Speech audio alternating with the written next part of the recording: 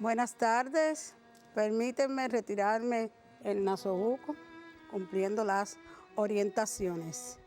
Bienvenidos a este nuevo encuentro, escolares, familias y docentes del nivel educativo primario.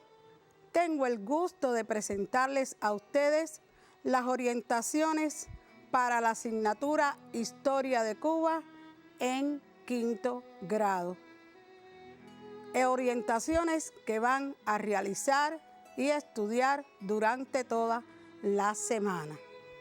Como ustedes conocen, nuestros aborígenes vivían en comunidad primitiva. El fruto del trabajo era repartido a partes iguales. La distribución era equitativa. Con la llegada de los españoles, la vida en Cuba cambió. Hoy vamos a continuar el estudio de la unidad 3, la explotación colonial en Cuba en los siglos del 16 al 18. Y vamos a tener como tema Cuba en los siglos del 16 al 18. Trabajaremos el epígrafe 3.5, la población en Cuba en los siglos del 16 al 18, que aparece en la página 61 de su libro de texto. De ese epígrafe estudiaremos cómo era la población en Cuba en los primeros siglos de la colonia, que aparece en la página 62. De igual manera, las viviendas y costumbres de los pobladores de Cuba, que aparece en la página 63 de su libro de texto. En este primer epígrafe vamos a describir la población de Cuba en esos siglos. Trabajaremos además el epígrafe 3.6, primeras manifestaciones culturales, que aparece en la página 65 de su libro de texto. Nuestra primera obra literaria, que aparece en la página 65 de su libro de texto. Las principales construcciones, que aparecen en esa misma página, y nuestras primeras instituciones públicas y educacionales, que aparece en la página 67. Continuamos trabajando con los siglos 16, 17 y 18, como ilustra la línea de tiempo y que nos enmarca el siglo XXI en el cual estamos viviendo.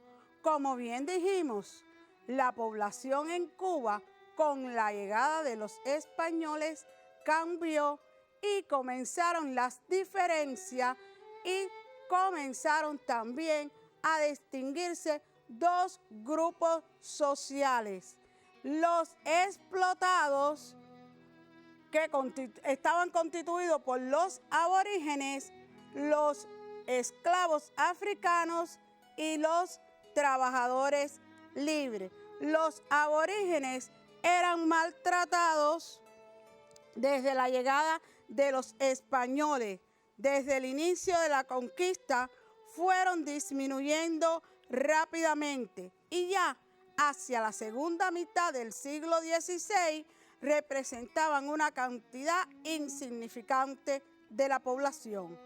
Los negros esclavos, utilizados como mano de obra fundamental a partir de la disminución de los indígenas, fueron incrementándose notablemente. Los trabajadores libres, blancos, negros o mulatos eran pobres y para vivir dependían de su trabajo. Se dedicaban a la agricultura, la construcción y otros oficios. Dentro de este grupo, negros y mestizos eran considerados inferiores por el color de su piel. Además está el grupo de los explotadores, que estaban integrados por el gobernador, los jefes militares, los sacerdotes y comerciantes. Pero no solo las diferencias eran en en esta parte social, sino también en el modo de vida, es decir, en sus viviendas, en sus formas de vestir, en sus costumbres. Ahora vamos a observar la imagen de una familia rica. No obstante a eso, queremos decir que en el siglo XVII se alcanzaba aproximadamente 50,000 habitantes, de los cuales la mitad eran esclavos y mulatos. Asimismo, hacia la primera mitad del 18, la población del país se eleva considerablemente a unos 150,000 habitantes. La familia rica, la mayoría de la población blanca de la isla radicaba en las villas, y aunque al principio no tenían muchas riquezas ni vivían con lujo, siempre tuvieron mejores condiciones de vida que los aborígenes, los esclavos, los mulatos y los negros libres. Poco a poco esta situación fue cambiando. Ya durante los siglos XVII y XVIII, en las plantaciones, los explotadores blancos, en la medida en que se enriquecían, construían viviendas de barro, madera o piedra según las posibilidades económicas. En muchos casos se utilizaron las casas torneadas con balcones, escaleras y decoraban los techos. En el siglo XVIII se construyen algunas residencias más grandes y vistosas que tenían un patio amplio central, alrededor del cual había espaciosas galerías para garantizar la ventilación. Los blancos con menos recursos tenían que llevar una vida modesta. Sus casas, mobiliario y vestidos eran mucho más sencillos. En condiciones más humildes aún vivían los negros y mulatos libres, que se dedicaban a las ocupaciones manuales, los que además cultivaban pequeñas parcelas de frutos menores. Las mujeres generalmente servían en las casas de los blancos o eran lavanderas. Los esclavos dedicados al servicio doméstico, por supuesto, vivían en las habitaciones que los amos destinaban para ellos y se vestían de acuerdo con las posibilidades de los amos. En el campo, la vida era diferente. Los campesinos construían su casa construían sus bohíos de madera con techos de guano y piso de tierra. Entre ellos había pocos muebles, pero entre los muebles que existían se encontraban los taburetes, que es muy conocido hoy, y los rústicos tinajeros para filtrar el agua de beber. Ellos vestían pantalón y camisa de lienzo. También utilizaban el sombrero y el machete a la cintura. Esta era la situación de la población de Cuba en los siglos del XVI al XVIII. Ahora vamos a observar un video que recoge este contenido que hemos estudiado hasta el momento. Un primer video de la población cubana en los siglos del XVI al XVIII.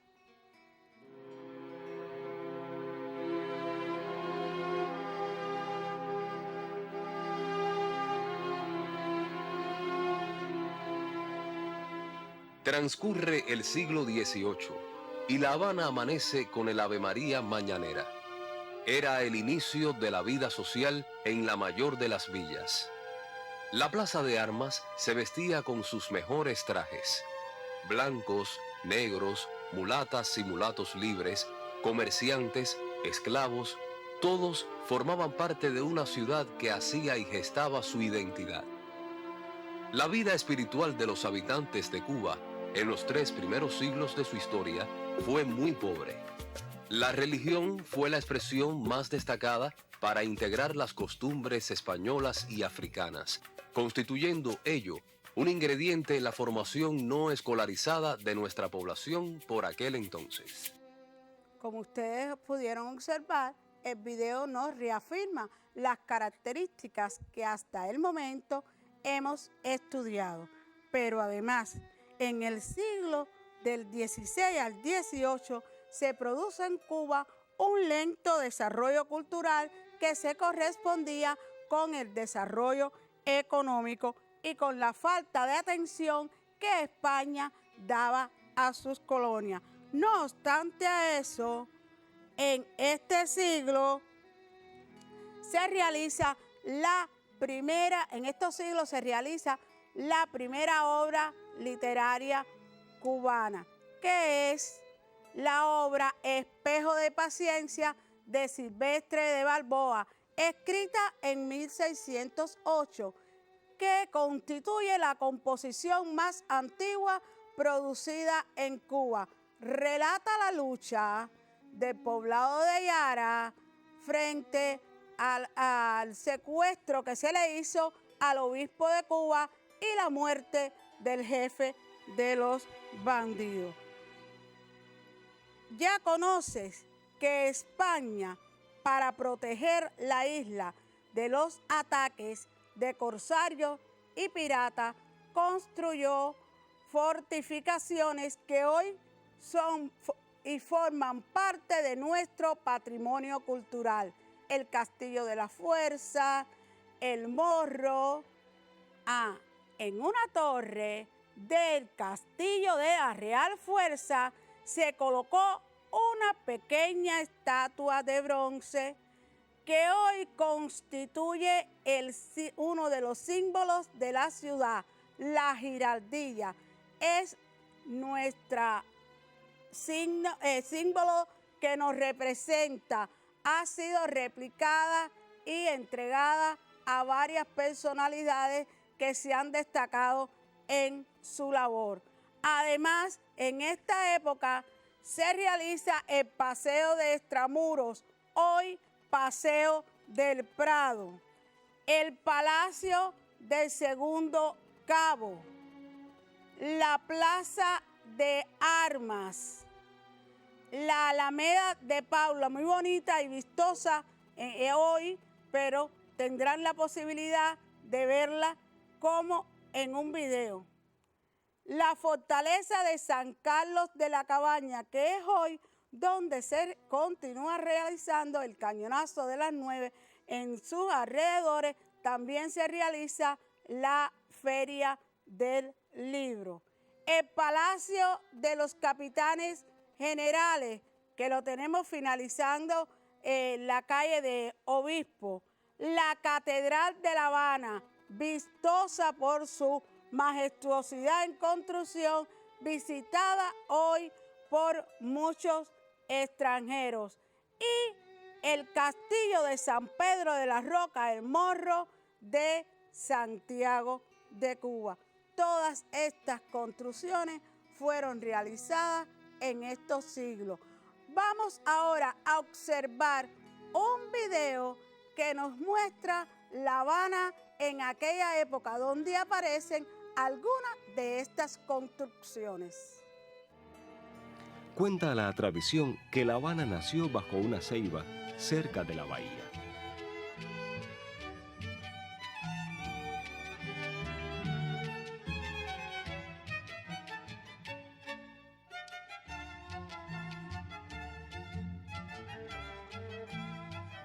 En estos años, la Plaza de Armas era todavía el centro de mayor interés y atracción de la ciudad.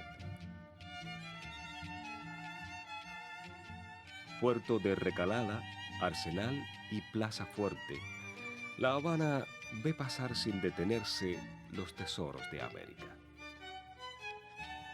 Más que levantar templos, orgullo de los dominantes, las autoridades españolas hacen levantar fortalezas inexpugnables. Y por si fuera poco, una enorme muralla, con sus imponentes baluartes, ha cercado la ciudad en aquel entonces pródiga de palacios, quitrines, contradanza, señoritas y caballeros, todo sobre un mar de crímenes e iniquidades. El barrio de Paula, inicialmente lugar de residencias de familias más o menos acomodadas y no pocas de la aristocracia criolla, ahora se había convertido en un barrio de gente humilde. Como ustedes pudieron observar, la presencia de las construcciones de la época en esos siglos.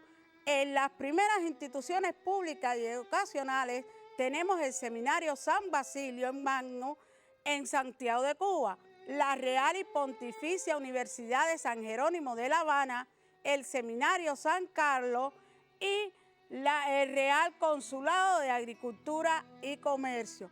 Hasta aquí ustedes pueden identificar las primeras construcciones, las primeras instituciones y la primera obra literaria. ¿Qué actividades tenemos para trabajar en la semana? En el libro de texto tenemos las actividades de la página 65, la actividad 1. Elabora una tabla donde se aprecie la composición de los dos grupos fundamentales que hemos estudiado y van a describir brevemente cómo era la vida de uno y de otro grupo en esa época.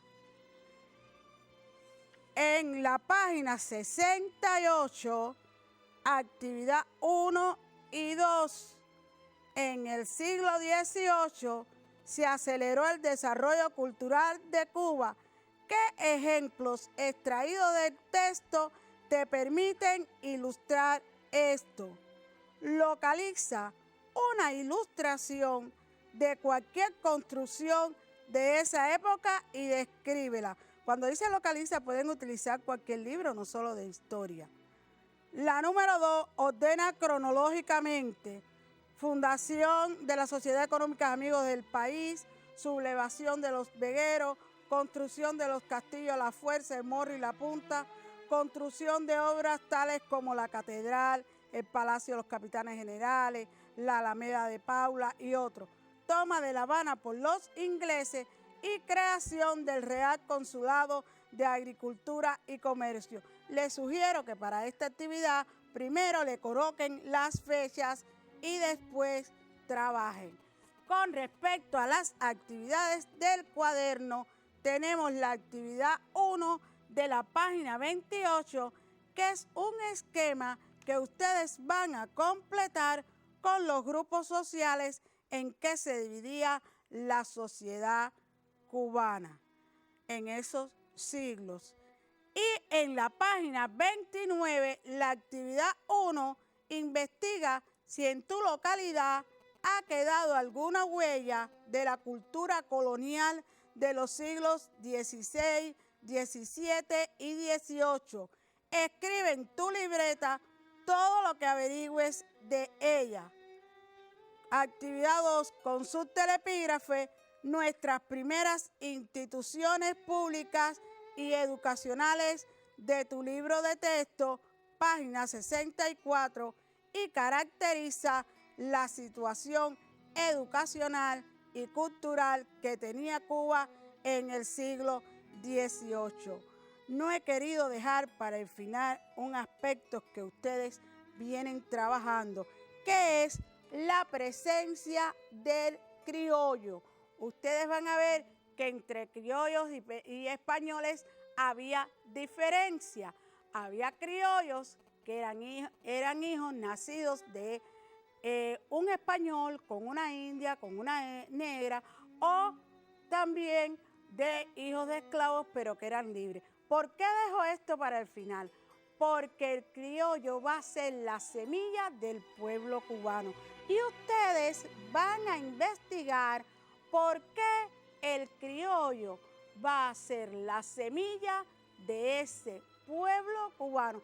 Para eso los remito a que vuelvan a leer los epígrafes 3.5 y 3.6 de nuestro libro de texto, porque en la próxima unidad vamos a continuar trabajando con este contenido.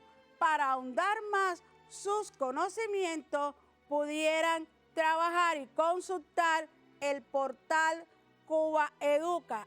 Ustedes saben que van a historia a quinto grado, la unidad 3, y ahí pueden ubicar los epígrafes 3.5 y 3.6.